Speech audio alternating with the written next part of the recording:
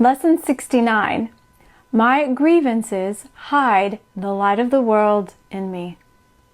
No one can look upon what your grievances conceal, because your grievances are hiding the light of the world in you. Everyone stands in darkness, and you beside him. But as the veil of your grievances is lifted, you are released with him. Share your salvation now with him, who stood beside you when you were in hell.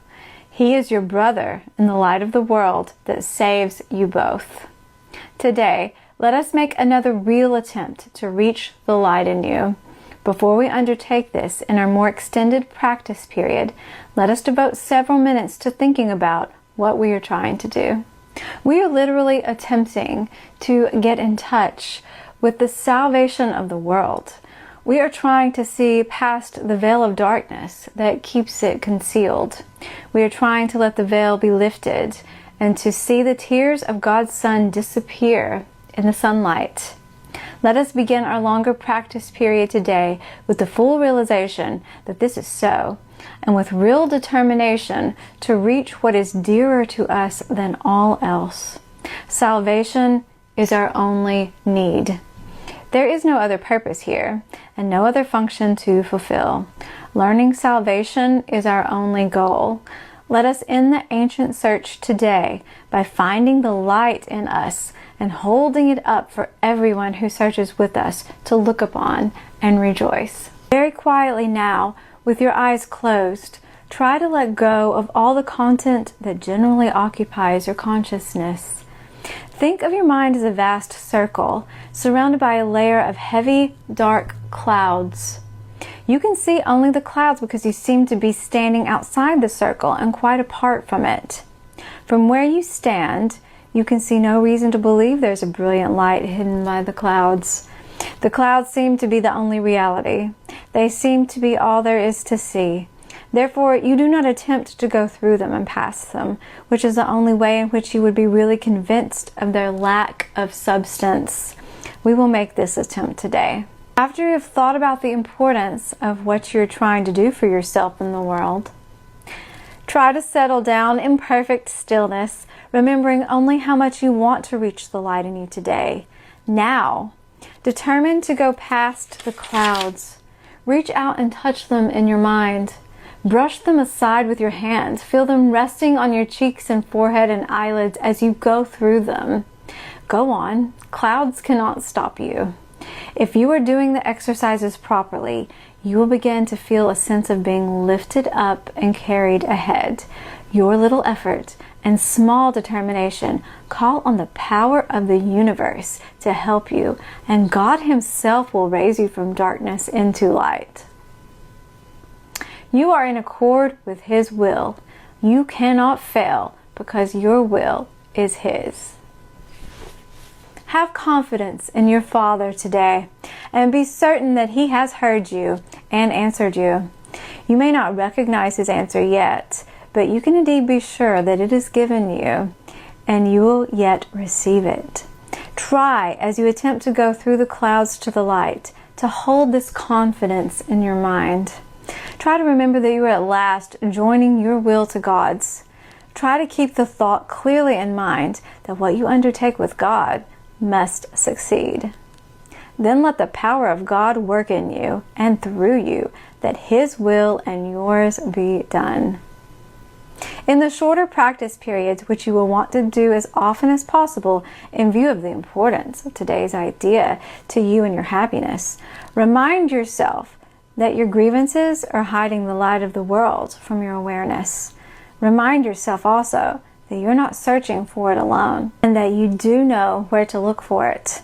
Say then, my grievances hide the light of the world in me. I cannot see what I have hidden, yet I want to let it be revealed to me for my salvation and the salvation of the world. Also be sure to tell yourself, if I hold this grievance, the light of the world will be hidden from me. If you are tempted to hold anything against anyone today, my grievances hide the light of the world in me. Once again, there's so much here in these lessons. We just talked about yesterday the level of grievance, that level of the battleground where it's chaos, it's confusion, it's judgment, it's grievance, it's hell.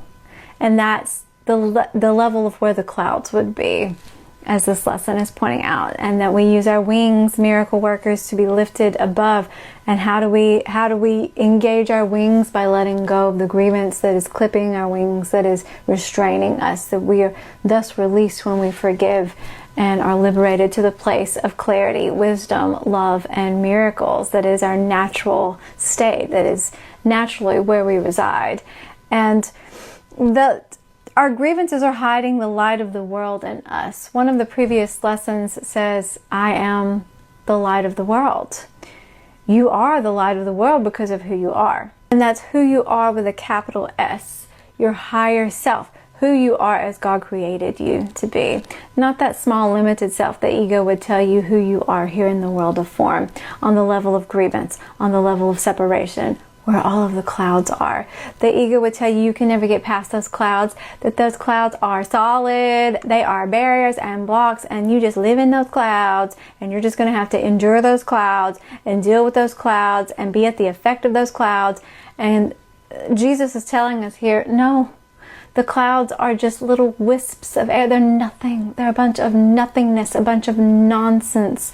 Those judgments, those grievances, the guilt, the anger, the limitation that you have. You are a child of God. The Son of God is the light of the world. Those grievances would hide who you are, that you're the light of the world within you, within your mind, within your awareness. But you can be lifted above. When I was a kid, I'd go to vacation Bible school at some of the churches in the community, and we had these songs that we'd sing, and one of my favorite ones was, "This little light of mine, I'm gonna let it shine. This little light of mine, I'm gonna let it shine." And then there's another verse where it goes, "Hide it under a bushel. No!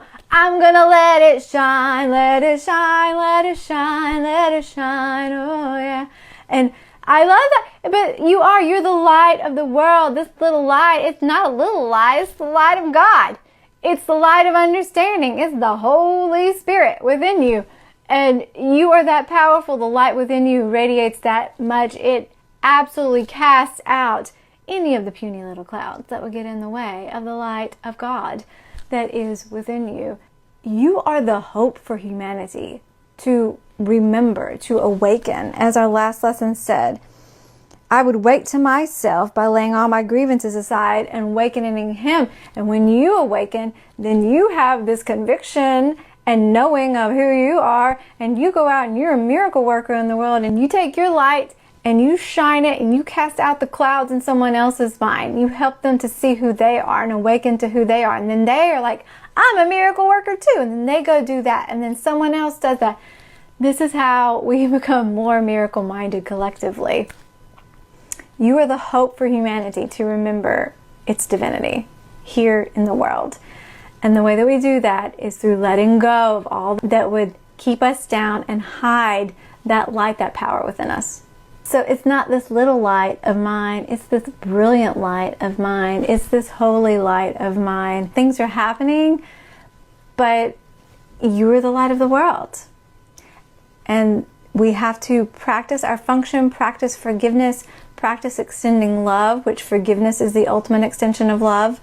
And then we'll be happy, then we can shine, then we can radiate unfiltered into the world and help other people to cast out those clouds in their mind, to cast out those barriers that are blocking that realization within themselves. That's what a miracle worker does. You receive it for yourself first, and then you go radiate it out in the world and help others to see it too. Let's do it today.